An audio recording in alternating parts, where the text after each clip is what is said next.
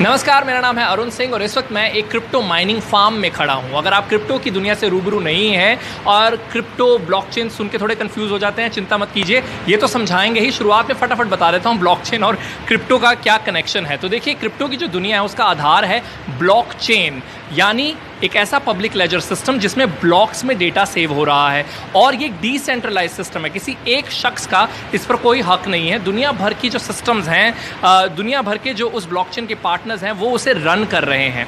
Run कैसे कर रहे हैं? आप कोई ट्रांजैक्शन करते हैं तो उसे वैलिडेट करना होता है। वैलिडेट करने वाले माइनर्स होते हैं, वो लोग जो माइन करते हैं कुछ इस तरीके से।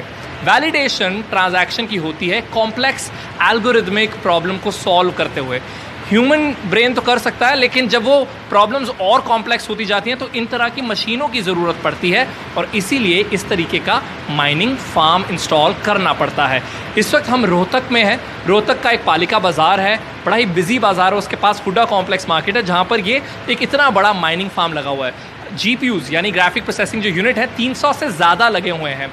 एक जो रिग है वो उसमें होता क्या क्या है वो आपको आइए क्लोजली दिखा देते हैं।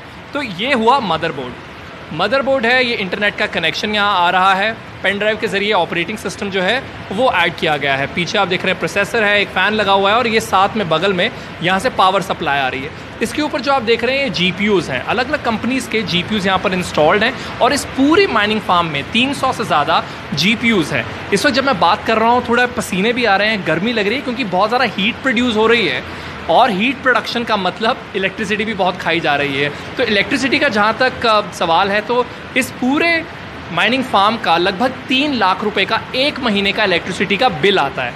रही बात गर्मी की, तो यहाँ से ये डक्ट सिस्टम लगाया गया है, तो गर्म हवा जो है वो यहाँ से खींची जाती है और दूसरी ओर ऐसा ही एक डक्ट लगा है, वहाँ से ठंडी हवा है वो फेंकी जाती है। तो एक जिस सिस्टम में GPU हो, मदरबोर्ड हो, उसे एक रिग कहा जाता है। ढेरों रिग्स यहाँ लगे हुए हैं और यहाँ माइनिंग चल रही है एथीरियम की।